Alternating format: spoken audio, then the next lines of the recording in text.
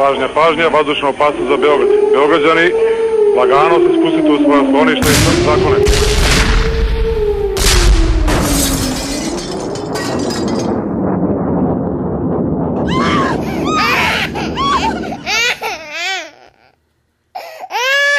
Вставай, страна огромная, вставай на смертный бой. Nemamo pravo na zaborav. Narodni miting povodom 10 godina od NATO agresije. Beograd, 24. marta. Trg Republike u 19 časova.